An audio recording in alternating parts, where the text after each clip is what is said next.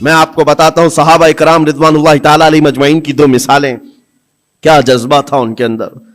جب میرے آقا صلی اللہ تعالی علیہ وسلم احد کے میدان کی طرف روانہ ہو رہے تھے تو ایک صحابی عمر بن جموح رضی اللہ تعالیٰ عنہ، جن کے 4 بیٹے حضور کے ساتھ جا رہے ہیں جنگ میں، 4 بیٹے جا رہے ہیں. کسی کا 1 بیٹا گھر سے نکلے بڑی بات ہے، 4 بیٹے جا رہے ہیں اور نبی پاک صلی اللہ تعالیٰ علیہ وسلم صفیں درست فرما رہے ہیں. اور یہ صحابی حضرت عمر بن جموح بوڑھے تھے اور لنگڑے بھی تھے، پیر میں عذر تھا. حضور پاک صلی اللہ تعالیٰ علیہ وسلم کی بارگاہ میں آئے، کہا یا رسول اللہ میری خواہش ہے میں بھی آپ کے ساتھ حاضر ہو جاؤں. بچے مجھے جانے نہیں دینا چاہتے ہیں. 4 بیٹوں نے زبردستی باپ کو گھر میں بٹھایا تھا، ابا آپ نہیں جائیں گے، ہم جائیں گے رسول اللہ کے ساتھ.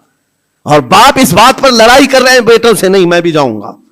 حضور پاک صلی اللہ تعالیٰ علیہ وسلم کے پاس آ کر ایسے درد بھرے انداز میں انہوں نے کہا تھا، میرے آقا صلی اللہ علیہ وسلم نے انکار نہیں فرمایا، کہا کہ ٹھیک ہے آپ بھی چلیں.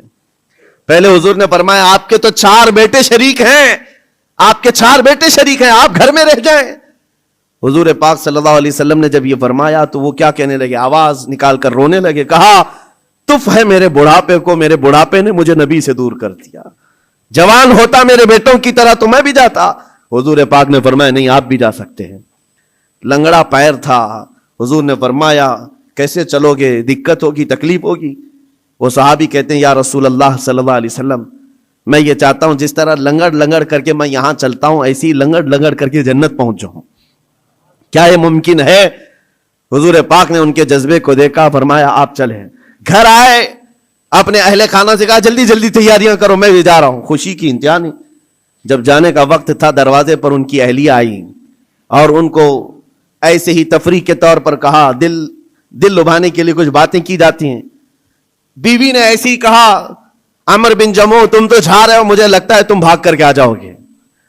میدان جہاد میں جا رہے ہو، جنگ کے میدان میں جا رہے ہو اور سخت ہوتا ہے میدان، بھاگ کے آ جاؤ گے. بیوی کا یہ صرف تانا سنا تو گرج کر کے کہنے لگے سنو خبردار، اور اللہ کی بارگاہ میں ہاتھ اٹھایا، اللہم ارزقنی شہادتا فی سبیلک ولا تردنی الی اہلی خائبا. یا اللہ، اے اللہ تو اپنے راستے میں مجھے شہادت دے دے اور کبھی بھی زندگی میں مجھے میرے گھر واپس مت لوٹا، گھر واپس مت لوٹا. ہم تو گھر سے نکلتے ہوئے گھر واپس آنے کی سلامتی کی دعائیں کر کے نکلتے ہیں، اللہ صحیح سلامت لوٹا ہے. اور وہ جذبہ الگ ہے. نبی پاک صلی اللہ علیہ وسلم کے ساتھ جاتے ہوئے کہہ رہے ہیں واپس نہ لوٹا. گئے جنگ میں شریک ہو گئے اور وہ جنگ بڑی سخت تھی. احد کی جنگ تو آپ کو میں نے کئی مرتبہ ذکر کیا ہے، بہت سخت امتحان تھا صحابہ کا، جہاں 70 صحابہ شہید ہوئے ہیں اس میں حضرت عمر بن جموح بھی شہید ہو گئے. یہ بوڑھے صحابی شہید ہو گئے. نبی پاک صلی اللہ تعالی علیہ وسلم نے پھر اس کے بعد شام کو جب لاشیں اٹھانے کی باری آئی، ان کی اہلیہ گھر سے آئیں اور میدان جنگ سے لاشیں جب اٹھائی جا رہی تھی، عمر بن جموح کی لاش کو اٹھایا، گھوڑے پر رکھا، سواری پر اپنے گھر کی طرف لوٹیں. سواری نہ ادھر جاتی نہ ادھر جاتی، کہیں نہیں. بار بار گھوڑے کو چابک لگا کر دوڑایا جاتا ہے لیکن گھوڑا جاتا ہی نہیں ہے. وہ تنگ آ گئی، مجبور ہو گئی. کہا کیا ہے، لاش اتنی بھاری ہو گئی، وزن ہو گئی، کیا ہے یہ؟ نبی پاک صلی اللہ علیہ وسلم کی بارگاہ میں آ کر کے ان کی اہلیہ نے کہا آقا سب اپنی لاشیں لے جا رہے ہیں، میں بھی ان کی لاش اپنے گھر لے جا کر ان کو تھوڑی دیر کے لیے رکھنا چاہتی ہوں، لیکن سواری ہے کہ آتی نہیں آگے. میرے آقا نے فرمایا گھر سے نکلتے وقت انہوں نے کیا کہا تھا؟ ان کی اہلیہ نے کہا تھا، انہوں نے کہا تھا اللہ کی بارگاہ میں کہ مولا مجھے گھر واپس سلامت نہ لوٹانا. حضور فرماتے ہیں اس کی دعا قبول ہو چکی ہے. نہ وہ زندگی میں واپس لوٹا، نہ تم اس کی لاش لے جا سکتی ہو.